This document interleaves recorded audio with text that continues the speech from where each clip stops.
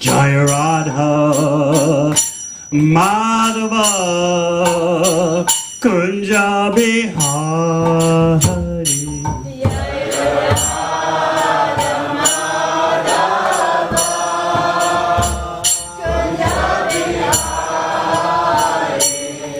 Jaya Radha Madhava Kunja Bihari.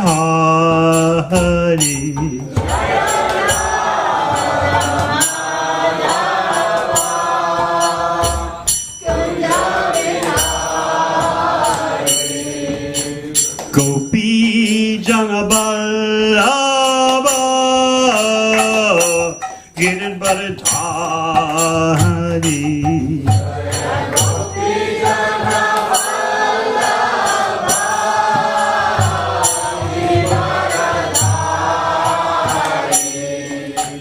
Gopi Jana Ballabha Giridharadhari.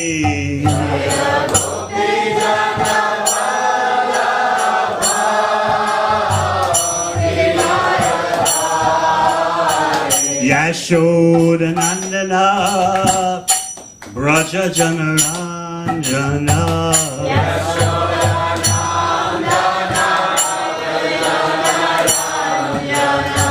Yamuna Tira Vanachari.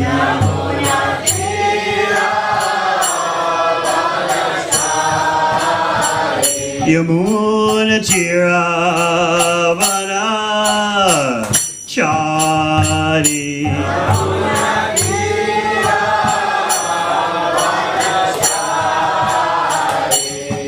Jaya Radha Madhava Kunja Bihari.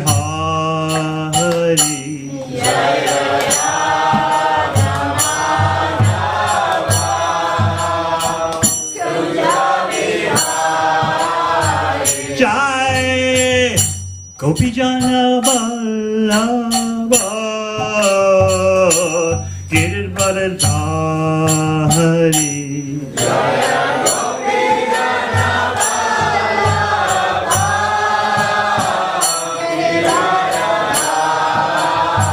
Jai Gopi Jana Vallabha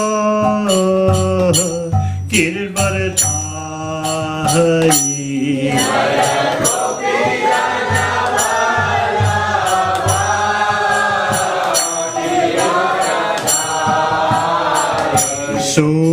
Sudanandana Braja Janaranjana.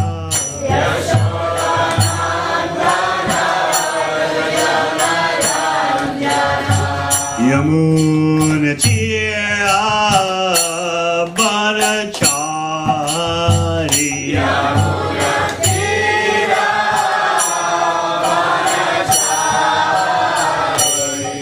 Jaya Radha Madhava Kunja Bihari.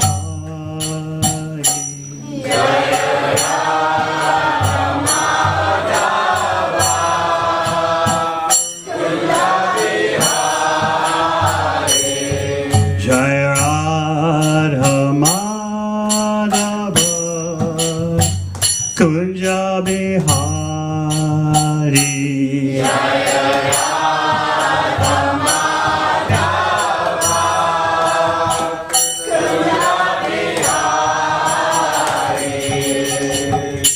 Go Premanandi. Srila Prabhupada ki.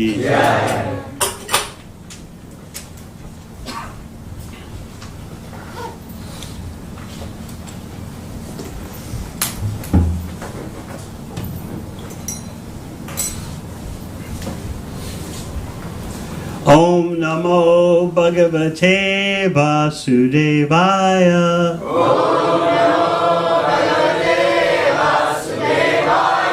Om Namo Bhagavate Vasudevaya.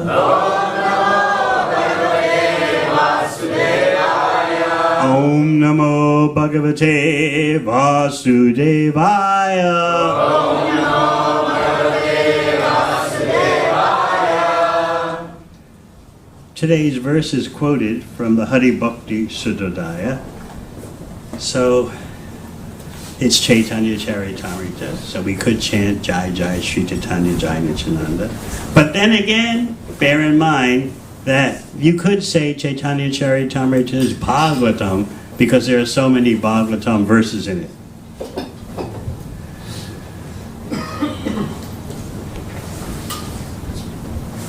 This is Adi-lila chapter 7, Lord Caitanya in 5 features. And yesterday we talked about the importance of this chapter. And this is today we're doing text 98. Tvat sakshad karanalada Vishudabdi statasya me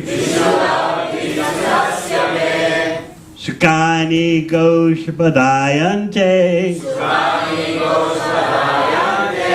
Brahmanyapi Jagat Guru Tvat Sakshat Karanalada Vishudabdi Statasya me Sukani Goshpadayante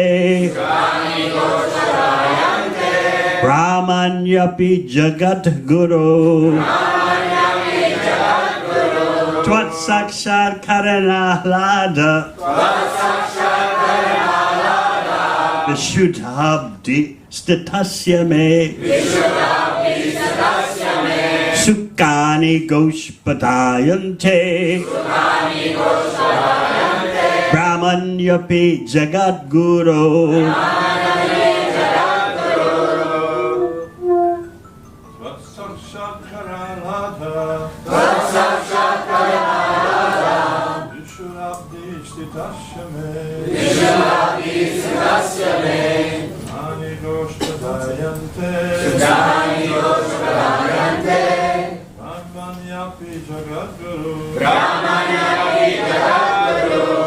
Sakshat Karanalada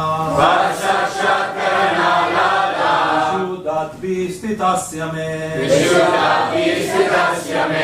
Sukani Goshpadayante Brahmanyapi Jagat Guru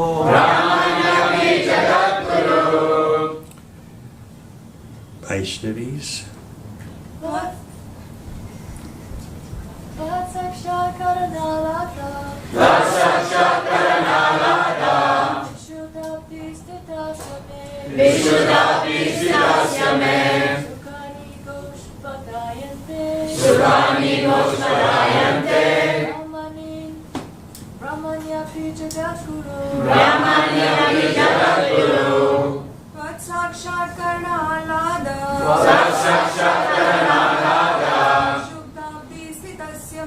Vishuddhabdi Stitasya me Sukani Goshpadayante Brahmanyapi Jagat Guru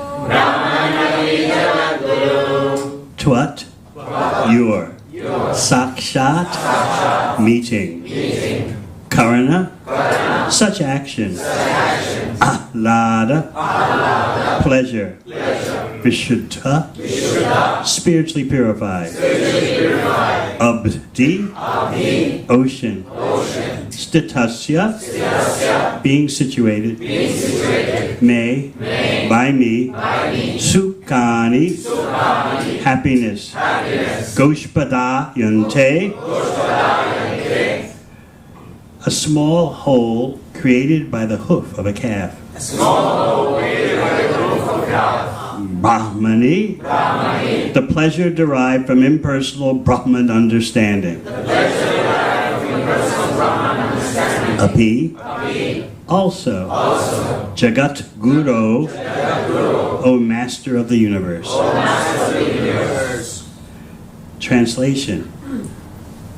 My dear Lord, O Master of the Universe, since I have directly seen you, my transcendental bliss has taken the shape of a great ocean. Being situated in that ocean, I now realize all other so-called happiness to be like the water contained in the hoofprint of a calf. Purport. The transcendental bliss enjoyed in pure devotional service is like an ocean, whereas material happiness and even the happiness to be derived from the realization of impersonal Brahman are just like the water in the hoofprint of a calf. This is a verse from the Hari Bhakti Suddhodaya. Translation again. My dear Lord, O Master of the universe, since I have directly seen you, my transcendental bliss has taken the shape of a great ocean. Being situated in that ocean, I now realize all other so-called happiness to be like the water contained in the hoofprint of a calf. Om Agana Chimanandasya Gananjana Shalakaya Chakshur Militang Yena Tasmai Shri Gurave Namaha Jai Shri Krishna Caitanya Prabhu Nityananda Shri Advaita Gadadhara Shri Vasani Gaura Bhakta Vrinda Hare Krishna Krishna Krishna Hare Hare Hare Rama Rama Rama Hare Hare.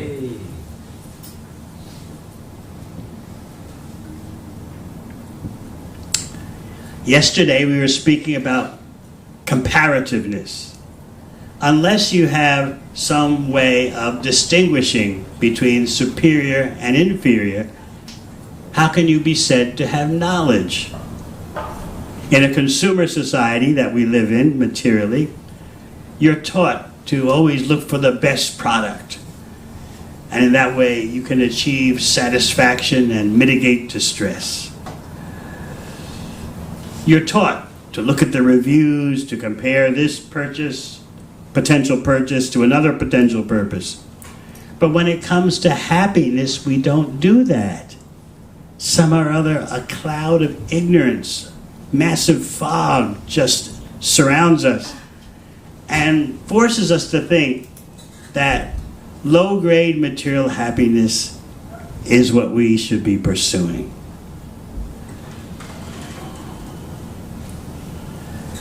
Material existence is perplexing. It seems to offer something, but you only get faulty goods delivered. But it definitely seems like it offers something. How to get over this riddle that there seems to be something there in material pursuits. At the same time, you have to go through such excruciating ordeals, such torture, to get what you want. Vidura talks about this in the 3rd canto in his discussions with Maitreya Rishi. He says that, and this same question, this same topic is brought up several times in Bhagavatam because it needs repetition and you never hear it enough. In this world, everyone is striving through material methods to achieve satisfaction and mitigate distress. But what's the result? The result is you simply cause an agitation to your body, to your mind. You think you're making progress. You think you're making improvements, remedies, solutions, but you're just causing agitation.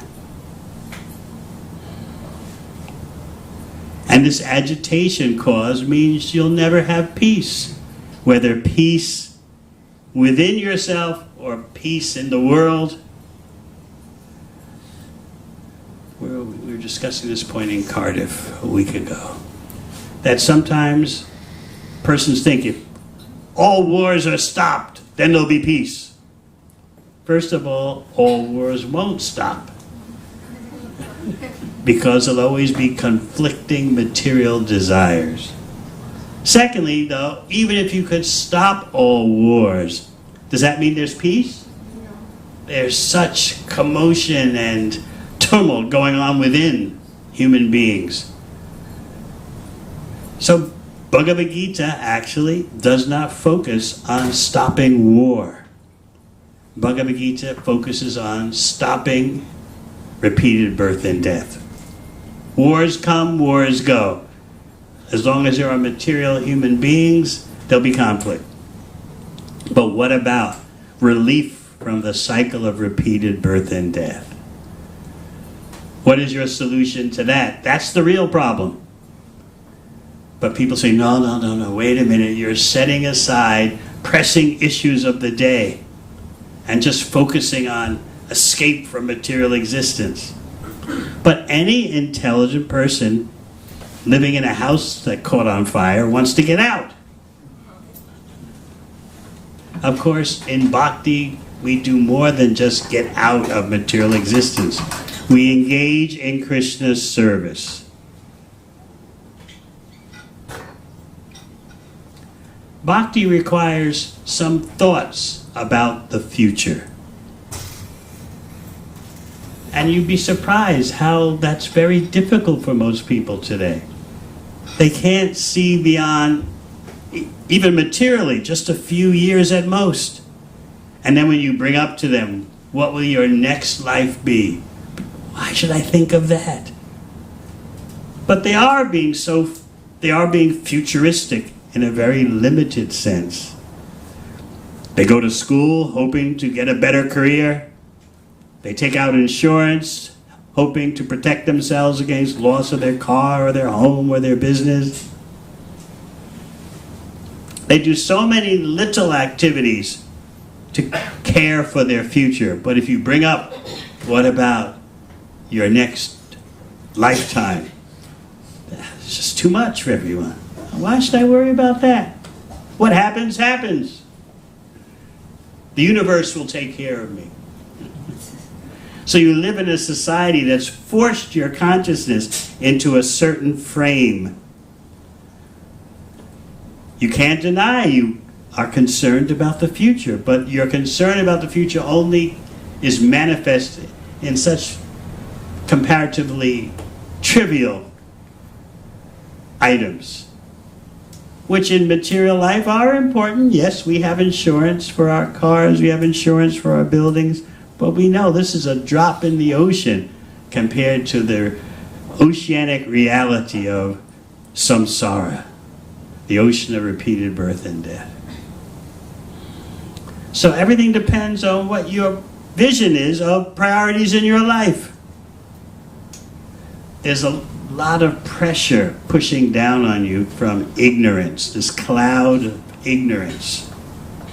So even whether you're a teenager or you're 40 or 50 years old, you still feel this reluctance to invest fully in devotional service, because after all, it doesn't seem like we're getting any result, any tangible result until the next life.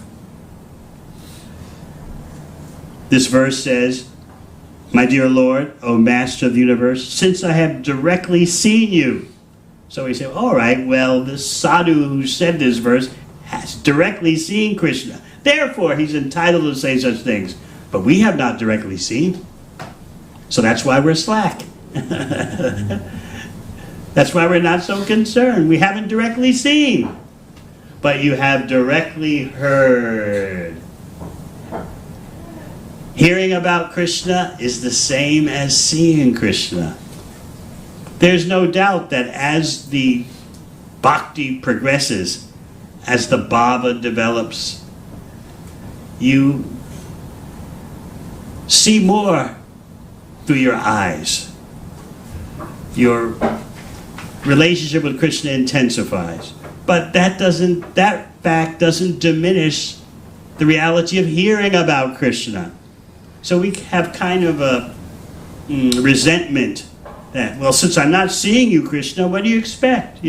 Therefore I have to be a bit in Maya because I'm not seeing you. If I would see you, then I would straighten up. Seeing is believing. But I'm not seeing you, so therefore back off and give me a break. Let me be a bit slack. If, of course, I would get to the point, or Krishna would give me the mercy of seeing him, well, that would be a turning point. But until that happens, What do you expect of me? Subconsciously, we may say like that. But hearing about Krishna is the same as seeing Krishna. In fact, unless you have heard the science of Krishna, you won't recognize what's right in front of your eyes. So this phenomenon is present throughout Bhagavatam. That even when Krishna was present to physical vision 5,000 years ago or so, very few recognized him to be the Supreme Personality of Godhead. They were seeing, but they did not see, because they did not know.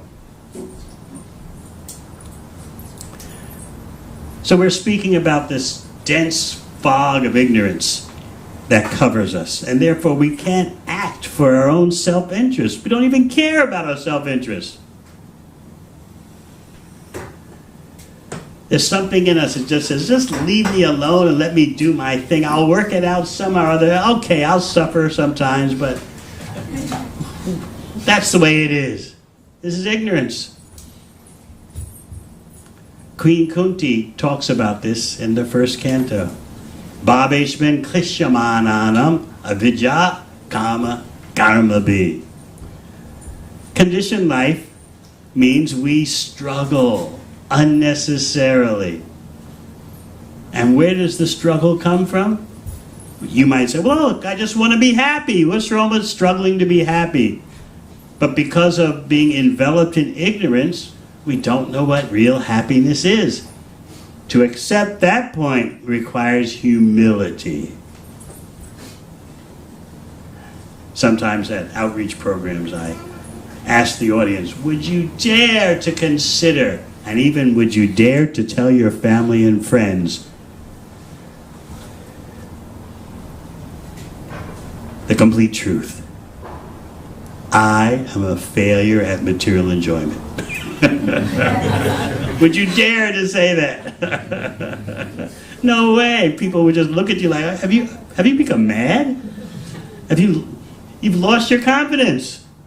How are you going to be successful in life unless you're upbeat, have a positive attitude, a positive can-do attitude? But real honesty begins your spiritual life with the understanding that I am a failure at material enjoyment. So Queen Kunti is highlighting the problem.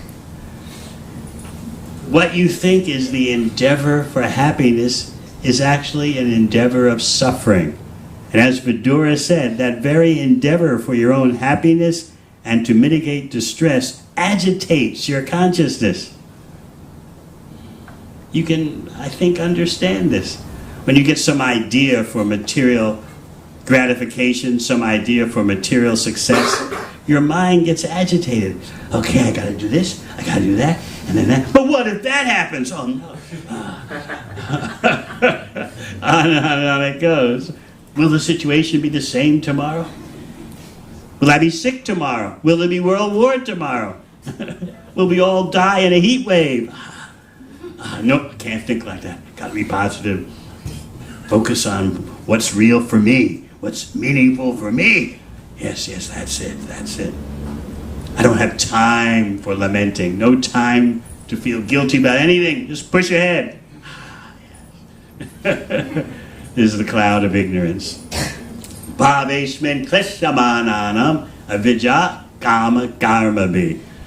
First, there's this dense immersion in ignorance, avidya. As you know, the opposite of vidya, knowledge, is avidya. So this fog of ignorance covers us. And then the next step is kama, material desire. The ignorance is that we've forgotten Krishna and how it's impossible for us to be satisfied, disconnected from Krishna. And because of that ignorance that's covering us, we're able to manifest material desires. And those material desires seem so appropriate, don't they? I just want this. I just want that. I'm not asking for much. Just some peace of mind, some good gratifications, entertainment, security. That's all I'm asking for. There's something about the illusory energy that makes it seem so innocent to harbor material desires. And the society you live in will give you all reinforcement in that way. Sure, what's wrong with having your desires? In fact, you should have more. What is your life without material desires? So generally, what goes on in the three modes of material nature? Those in ignorance, tamoguna, and passion, rajoguna, are averse to the existence of the Supreme Personality of Godhead. Don't want to hear about it, don't care. But at best, those in passion and ignorance conceive of an order supplier God. Oh God, give us this, give us that. We've been good for a few hours. We went to church on Sunday. Give us this, give us that. All over the world you find this kind of prosperity religion. Whether UK, USA, India, it's just presented differently. In Christian culture they say, oh Lord, give us the daily bread. And you know the rhyme from India. Give me Lakshmi, Lakshmi, Lakshmi in a house by the sea. Jai Jagadisha Hari.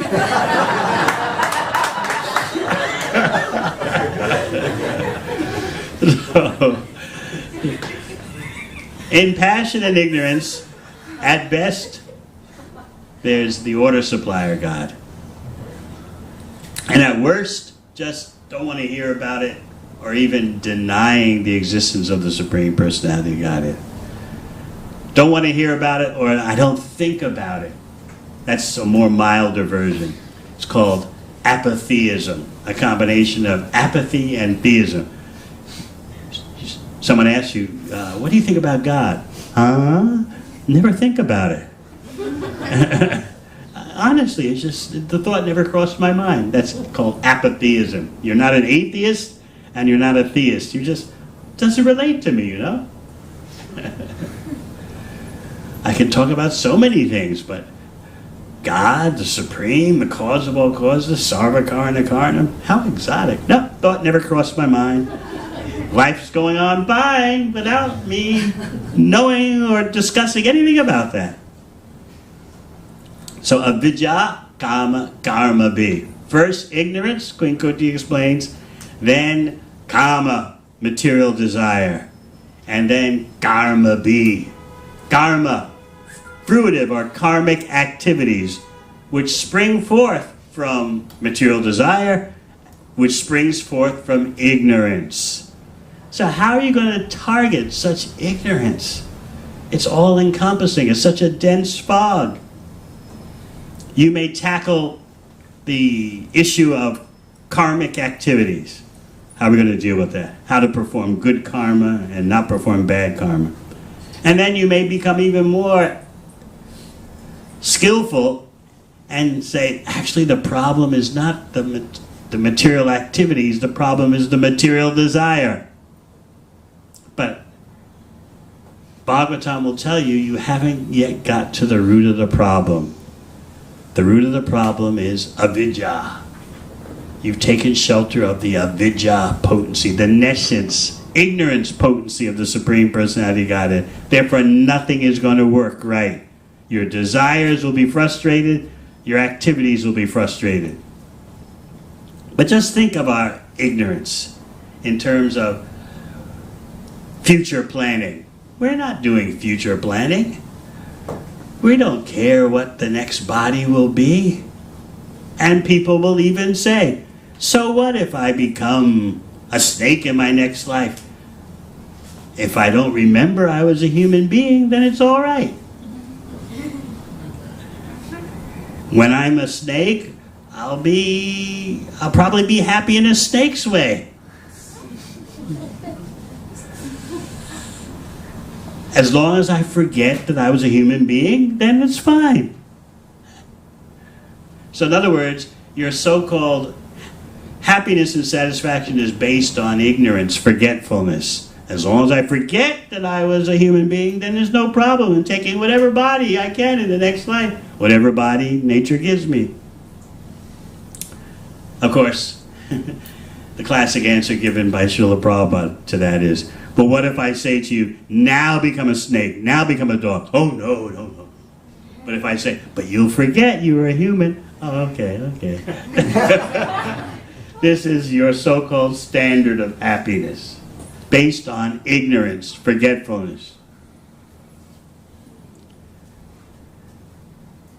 This verse is about material happiness as well as the so-called happiness of merging into Brahman.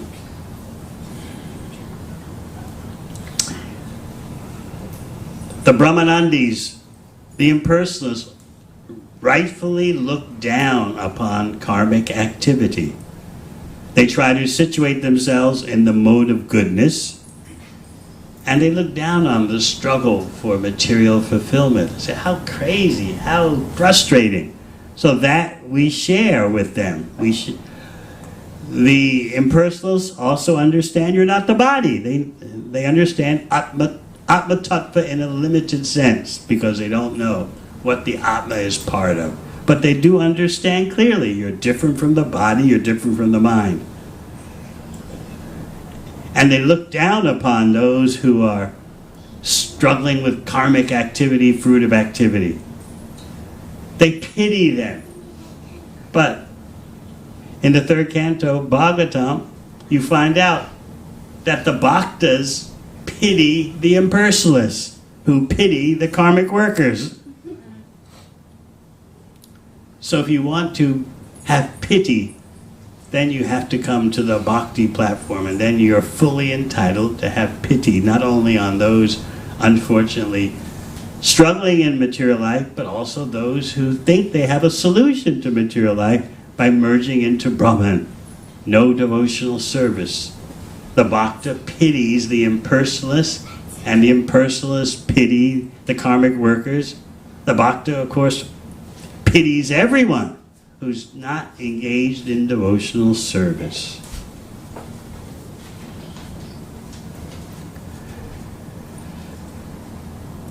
There has to be some way to compare different levels of happiness. It's not just a building with one floor. The cloud of ignorance in Kali Yuga makes you think that happiness, I know what happiness is. I want financial security. I want a pleasing relationship. I want a nice residence. A couple of cars too. One's not enough. And I want children who grow up in the way that I want them to grow up. And then what else? How about world peace? How about a clean environment?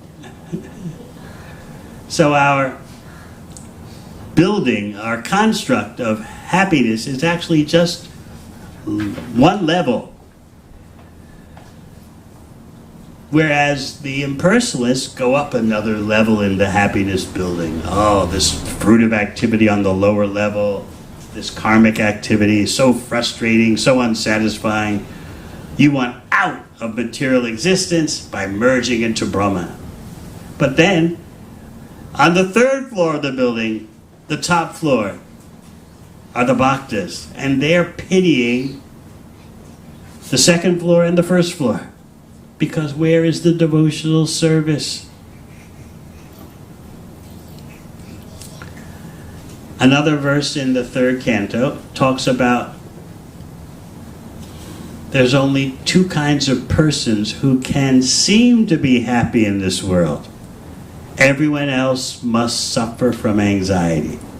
So what are those two types of persons? One is the completely realized sage. That complete realization could be impersonal, which actually is not complete, but at least an impersonalist understands, as we said. We're not the body, there's a spiritual energy, but beyond that, they don't know. But still, some measure of self-satisfaction is there.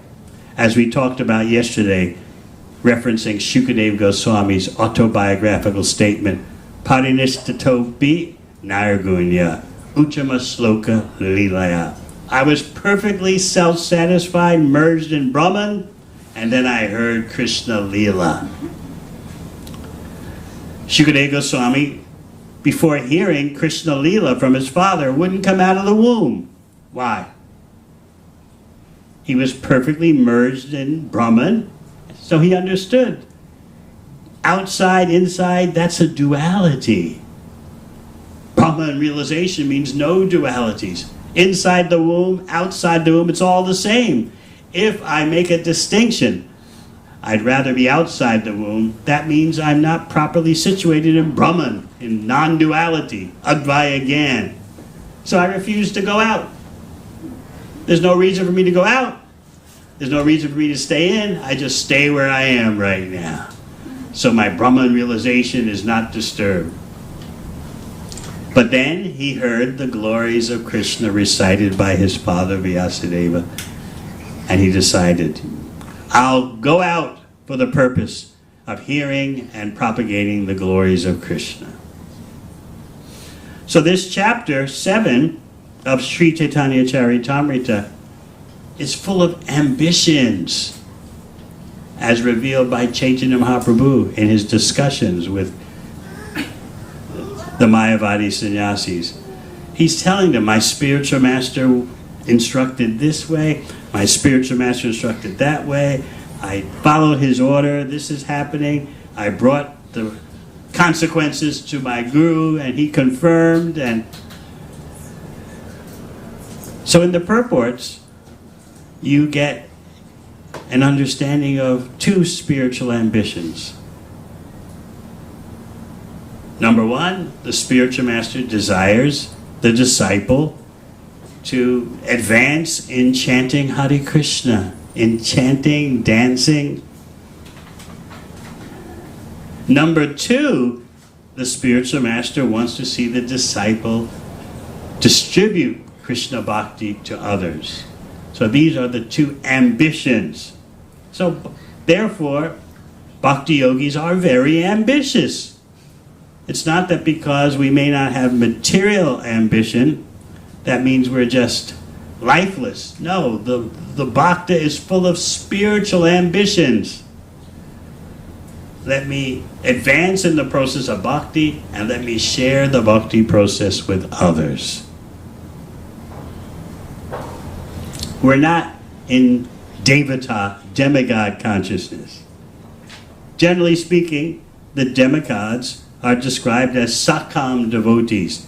They're devotees who want to enjoy and control the material world. That's why they're devatas, demigods. Whereas a full bhakta is described as nishkam, free of all material desires. Krishna is much more pleased with the nishkam bhaktas than the demigods, the devatas, although the devatas seem so powerful, ruling the heavenly planets like Indra, controlling aspects of material nature like Vayu, Agni. But Krishna is more pleased with the pure devotee. That means someone who only has the desire only to please Krishna.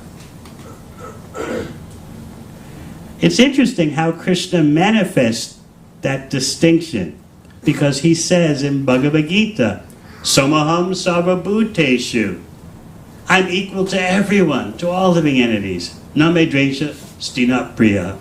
I don't favor anyone, and I don't disfavor anyone. No one's my friend, no one's my enemy, I'm equal to all. But then again, you see, as Krishna says in Bhagavad Gita, but someone who's my devotee, well, there's a special dispensation. But everyone has the chance to be Krishna's devotee. So how could you say Krishna is being partial?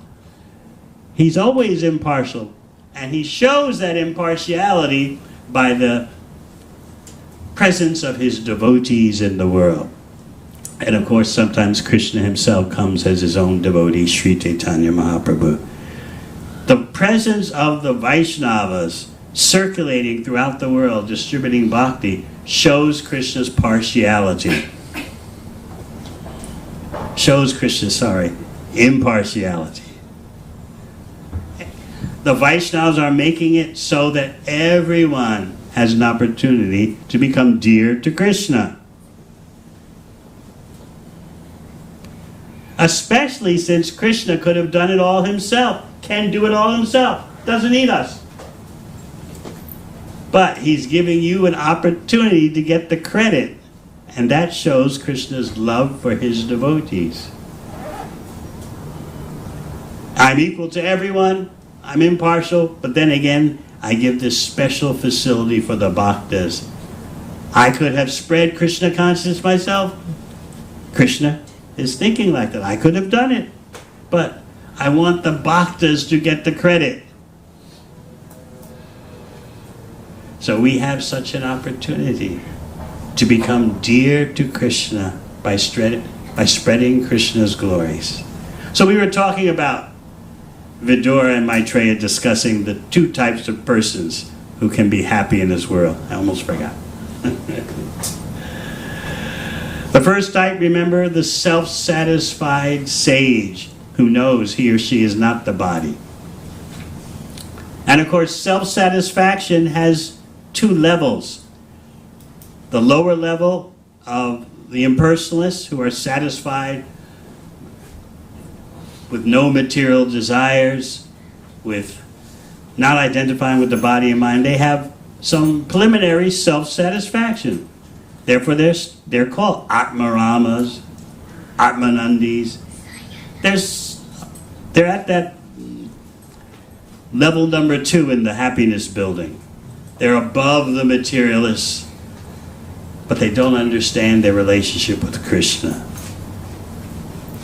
And then the upper portion of self-satisfaction are the devotees who know we are satisfied only when Krishna is satisfied. We cannot be the direct enjoyers. Oh, this is such a lesson for us to try and learn. Because the illusory energy, that avidya shakti, potency of ignorance, makes it seem so obvious. All you have to do to enjoy is just reach out. It's yours. Make a scheme, make a plan. Just use your senses. Yes. Don't be lazy. Be proactive about your material advancement. It's there for the taking. Of course there'll be some problems, but you'll get over it, don't worry. Just be perseverant. It seems so natural and obvious for us to be the direct enjoyers, doesn't it?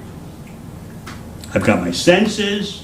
After all, Indriyani Pranyahu, Bhagavad Gita. Body is a bag of senses. I've got my bag of senses, right? Your body is a bag of senses, you understand? Okay. So your senses are tools for getting your way, getting what you want. The more we become purified in bhakti, the more we understand, I cannot be the direct enjoyer. This is a major accomplishment for us in bhakti, in our spiritual life. The understanding I can't enjoy directly. When it seems like I can, this is Maya presenting a dense cloud of ignorance. I'm not seeing properly. I've got faulty vision.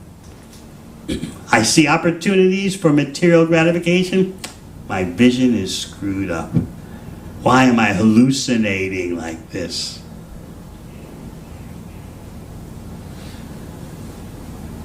And of course, Queen Kuti has explained, Bhaveshmin Klishyamanana Avidya Kama Karma Bhi. So real satisfaction means Krishna's satisfaction. So we explain that only the self-satisfied person, generally speaking, the impersonalist, and more accurately speaking, the bhakta, only they can be happy in this world.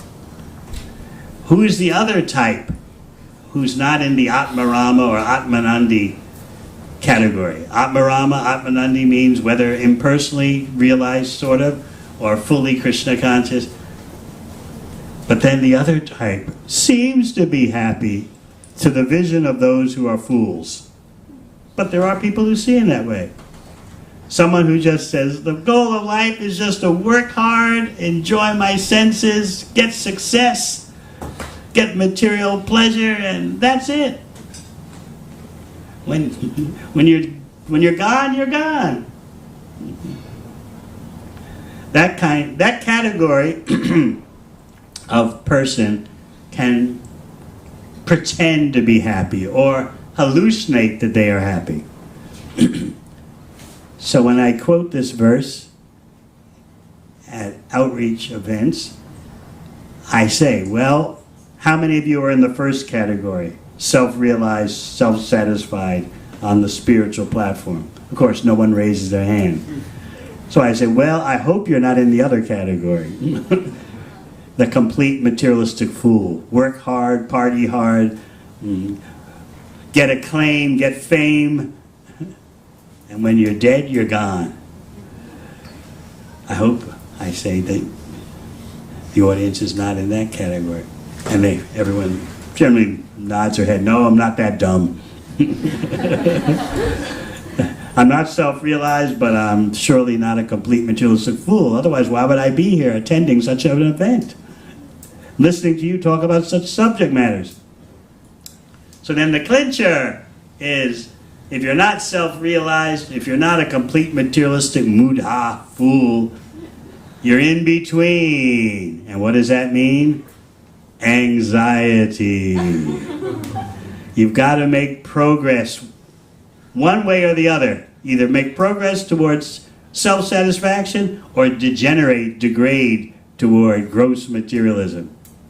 In other words, you're not dumb enough and you're not smart enough. You're not dumb enough to be a gross materialist and you're not smart enough to be a complete transcendentalist. You're stuck in the middle and therefore you're in anxiety. Oh, am I spirit soul, or maybe I'm the body, or well, maybe tonight I can be the body and tomorrow I'll be the spirit soul. We're confused because of this, because of remnants from the dense cloud of ignorance. So Lord Caitanya is filling out the picture for you.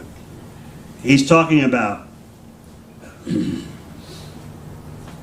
Sukhani Goshpadayante Brahman Yapi Jagat Guru. He's talking about impersonal Brahman understanding, one kind of happiness, and he's also implying, as he quotes this verse, I now realize all other so-called happiness.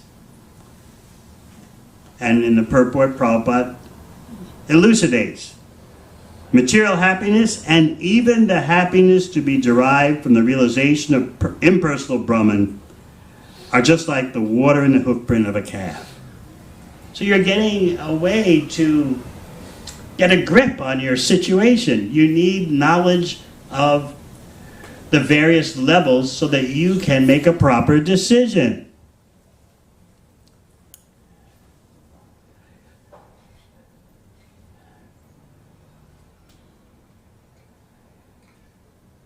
You need knowledge in order to be happy. And that knowledge will make you aware of the different levels of happiness so that you can choose. But if you're in gross ignorance, you have no choice. You've given yourself no choice. So we must wonder, what is this cloud of ignorance that's so covering me? Even though I can hear transcendental knowledge, something's interfering with my acting on it. So we have to beg Krishna to please relieve us of this dense cloud of ignorance.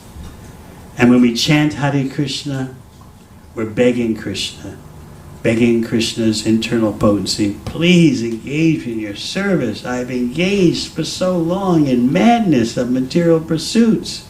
I've done this so many lifetimes. Chanting is a begging activity. We're begging Krishna, please release me from the material energy.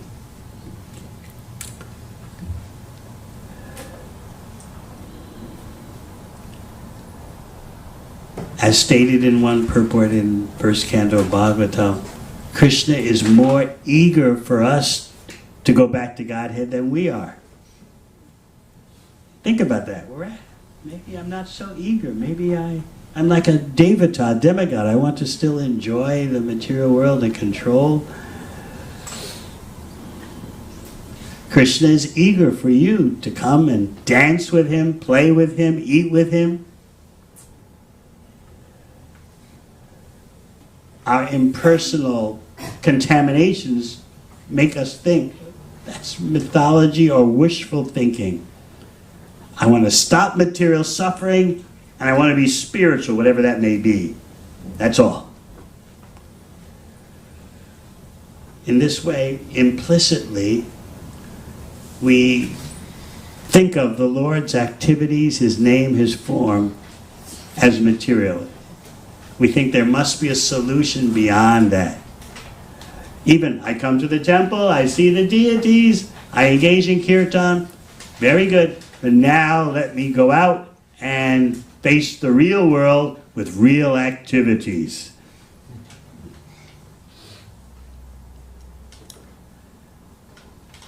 I'm a brahmachari, a single lady, I'm here, and I'm learning spiritual activities, which will be a nice ornament, nice accessory for my life. But the main thing is my material endeavors. I'll sprinkle a little bit of bhakti on top. But the main thing is my material endeavors. Why? Because I don't have the understanding that Krishna is the same as his name, his form, his qualities, his activities. So this is so important for us to grasp, and we can't hear it enough. By the method of hearing about Krishna and distributing Krishna's glories, you cut through this dense fog. You dissipate the cloud of ignorance. Otherwise, it's impossible. As Krishna says in Bhagavad Gita, Daivi Esha Gunamayi Mamamaya Duratya. This material energy of mine, this fog of ignorance, you can't break through unless you do things my way. Mamaevaye prapadyante mayametam tarantite. You can't overcome it. But we live in a society that's not only encouraging us, but actually demanding of us, come on, do material activities. What do you think you are? Trying to be some kind of sadhu. You know you're not going to last doing that.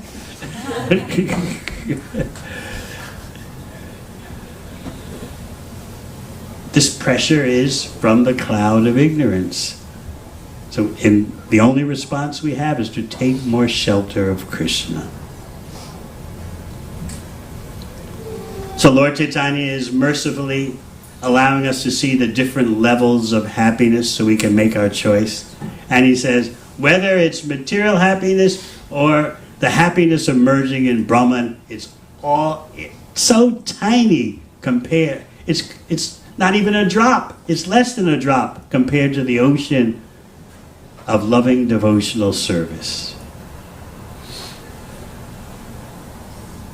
Hare Krishna. Hare Krishna. Any questions?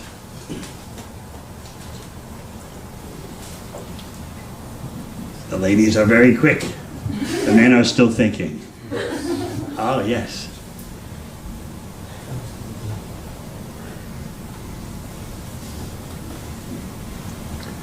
Yes.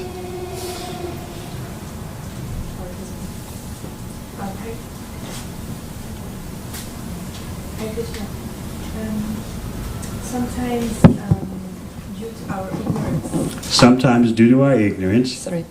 Our ignorance. Yes. We can take the wrong decisions which can bring us suffering. But what if that suffering brings us afterwards some more realization and more surrender to Krishna? So you're saying, in other words, that sometimes it seems experience is the best teacher?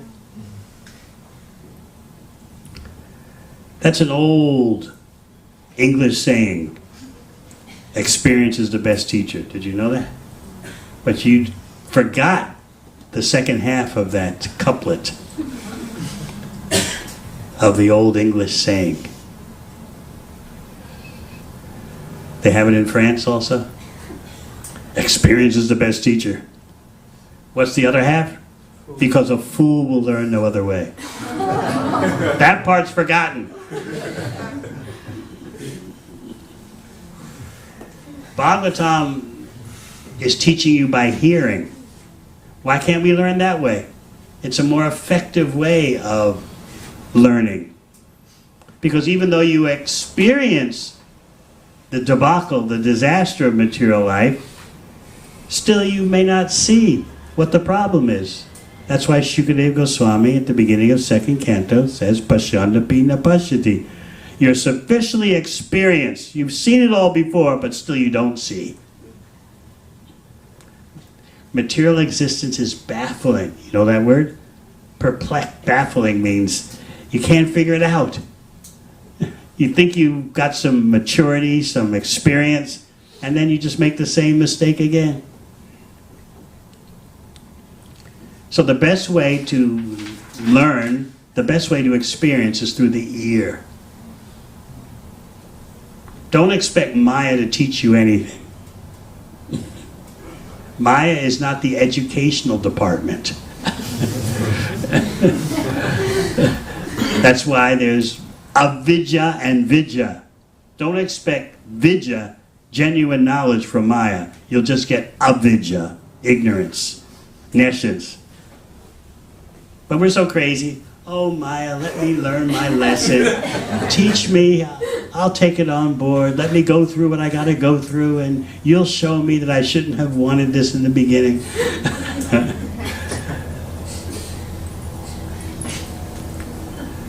Wrong department. Maya is the nescience department. She'll encourage you. All right, you got smashed, you got crushed. Pick yourself up. Maybe chant 1 or 2 rounds for a couple of weeks, and then get back into life. You'll be smarter this time. It'll work this time. Anything else? Yes. We'll go over here. If you allow that the men can also share the microphone.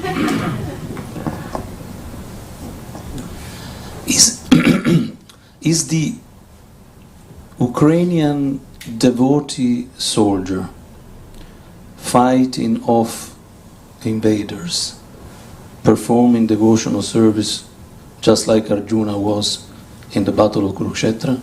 No. It's a karmic activity.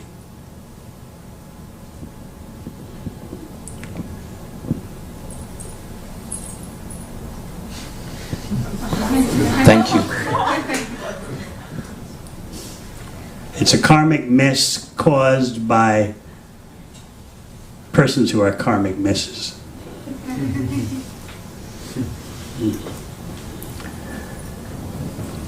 And the devotee's heart is wounded seeing the unnecessary suffering that human beings cause one another. Unnecessary. So the devotee's heart is full of compassion. How to get to the root of all this madness and stop it? It can't be done materially.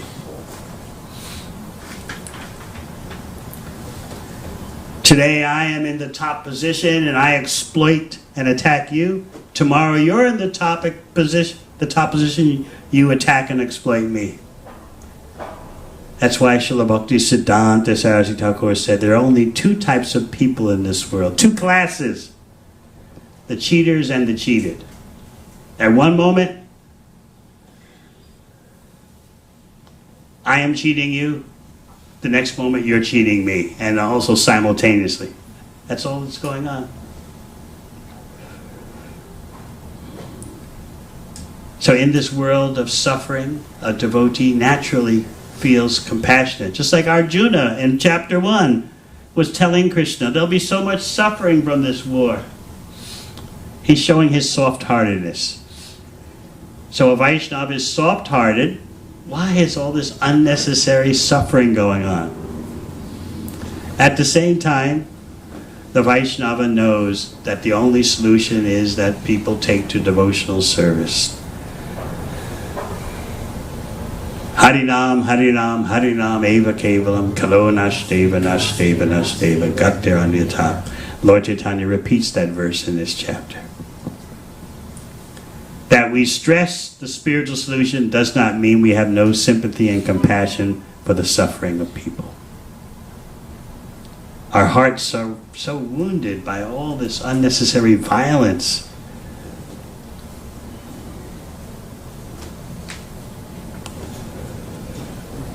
So an intelligent person is thinking, what is the real solution? So the bhakta is the most thoughtful person, the most considerate person. He or she wants to cut through all the superficial or surface so-called solutions and get to the real solution. That is real compassion. And that's why Krishna chastised Arjuna in Bhagavad Gita. You think you're being compassionate, but you don't see what the real problem is. It's a very provocative situation in Bhagavad Gita.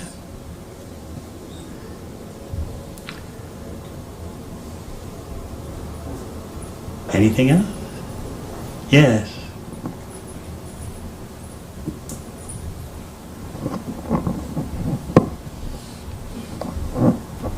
Hare Krishna Maharaj, I have a specific impersonal problem, which is that I used to be very, very upset or angry with ignorance, because at some point I realized it's all just ignorance that's causing all the problems, and I still get upset with it, you know. So I'm not able to just deal with it in a direct, appropriate, and thoughtful manner. I'm just like, oh my God, this is like terrible, you know.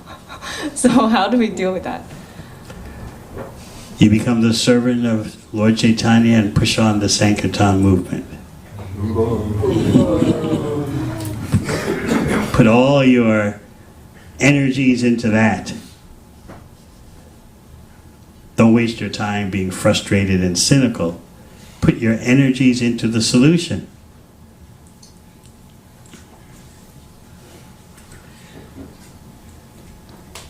And that will be the success of your life.